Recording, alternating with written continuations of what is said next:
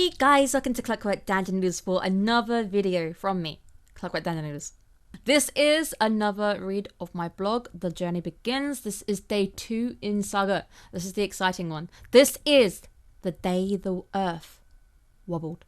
Let's go into it. So this is Saga day 2, the day the earth wobbled. I hope you guys are doing well. The temperature was 35 degrees. It had come down a little bit. Food eaten, bulgogi, croquettes, beef katsudon. Don't remember where I got the bulgogi from. I'm curious. Drink, CC lemon, my beloved. Now in tropical flavour.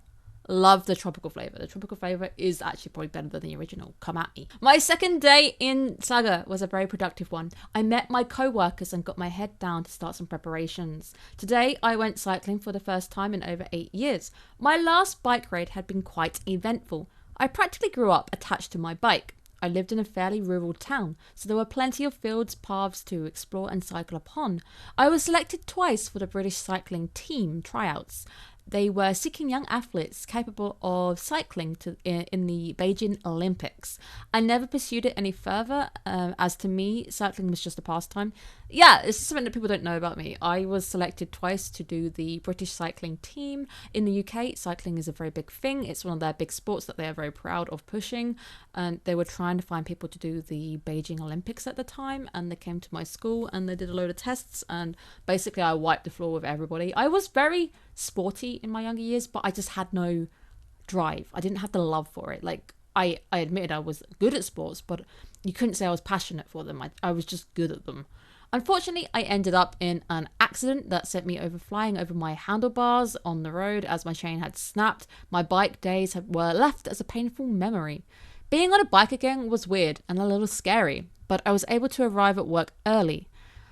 It would take some time getting used to cycling again, but it was nice feeling the breeze on my face. I have been shown some beautiful cycle paths around my area. Watch this space for images and videos. One thing that most people know about Japan is it is situated within the Ring of Fire. Simply put, this region stretches around most of the Pacific, which is generally considered seismically active. You will find over 900 active volcanoes dotted around the Ring of Fire and many tectonic plates butting heads. One of the first things I did when I received my placement was to check what natural disasters were likely within my prefecture. Earthquakes were rare, but typhoons are very common due to the location and Saga being geographically flat. It is reclaimed land from the sea. It is a very flat prefecture, nice for cycling but bad for water drainage in storms. My prefecture is 2 meters in areas above sea level. I do occasionally like to check what's going on in my area. Typhoons mainly, we only had really one big one last year, and I'm thankful that it was only one big one. I don't really want to go through many of them just because it's more the fact that I don't want to be wet. I don't like the idea of just being wet and drenched going into work, and it's just meh for me. It's like an uncomfortable day for me because you are still expected to go in unless something really bad happens. And with the big typhoon that hit, I got one day as a allowed leave. They perceived it as being bad, but the second day I kind of lost a day of day offness, which was not fun. By this point, many people are aware of the mega quake warning issued. On the 9th, I was in front of my house, about to go up to my house to relax after work, when my phone decided it wanted to go nuts.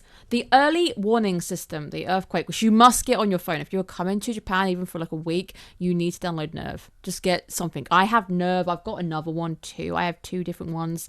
Get something on your phone, because if one of these things hit, you need to know. The more information you get, the better.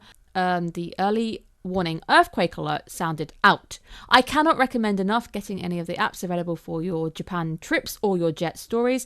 I have safety tips and it gave me warnings in English. They are an invaluable tool. Up to this day, it was my first time seeing anything beyond the warning for heat stroke. So this app also tells you about heat stroke, about gales, about anything that might be coming your way, bad air.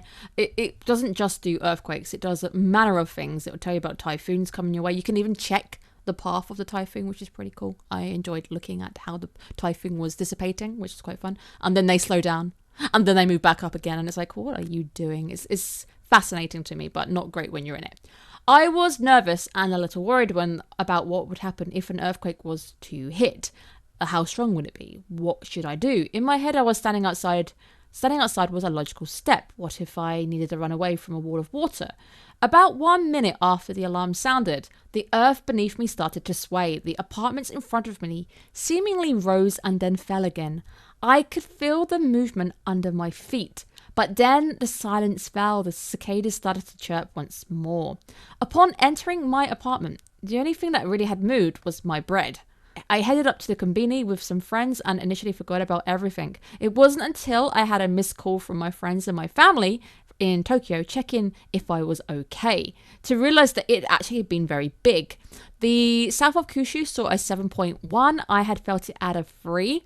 My friends in Tokyo had an earthquake yesterday, so it is a little worrying. But I keep reminding myself this country is most prepared for earthquakes. They are so used to it. They have many systems in place.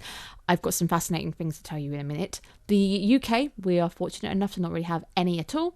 Though apparently we do get a lot of mini tornadoes.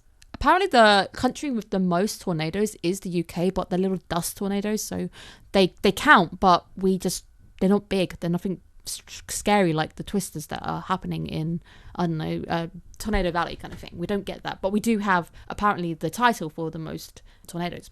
At most, it's always been very low level ones that we generally just sleep through in the UK. Right now, I am on break for Obon and I have plans to visit my neighbouring prefectures.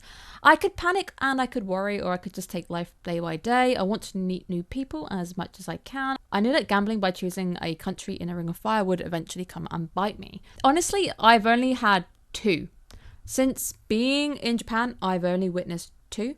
The first one was the big one I told you about, which I noticed. The second one didn't trigger my phone, and they were looking into this because it for some reason the early warning system failed. I was sat on my sofa and I started noticing everything around me swinging, like it was properly doing the backwards, forwards, backwards. This went on longer than the first one I had actually witnessed because that was over really quick. This went on for a while. This hit Miyazaki. Miyazaki seems to get hit quite a bit around here. It's the prefecture which seems to take the brunt of them. Kumamoto got pretty much a devastating one, and that's why they're actually not financially great. If you want to look into bad ones, Kumamoto really suffered, and their castle is still out of bounds because of that earthquake. Saga's just generally never really had them. We don't actually have risk of tsunami either, which thankful about because, again, I told you, very low-lying prefecture. But that was the first time. It was basically day 2. And what was ironic was I had talked to my JT, my supervisor, and asked, how often does Saga get earthquakes? And she's like, never. Not really. And then the next day that happens. Actually, the same day. I think I'd gone home after asking her that and it had happened. And I was like, shut my mouth. Maybe I jinxed that. Yeah, I've had 2 since being here. I don't want to jinx anymore. The one typhoon. So I think the typhoon followed really, really fast as well. So I was hit by earthquake and a typhoon, everything at once kind of thing, just to welcome me to Japan.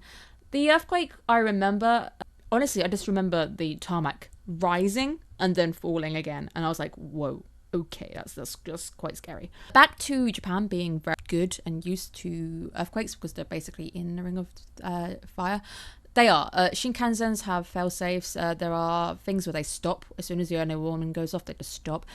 No Shinkansen has ever toppled over during an earthquake. Apparently, the best place to be is in a Shinkansen, apparently. Japan has many systems in place. There is apparently a tsunami early warning system in Saga. Despite the fact that we're not really at risk, we have it in case because things are unpredictable around here.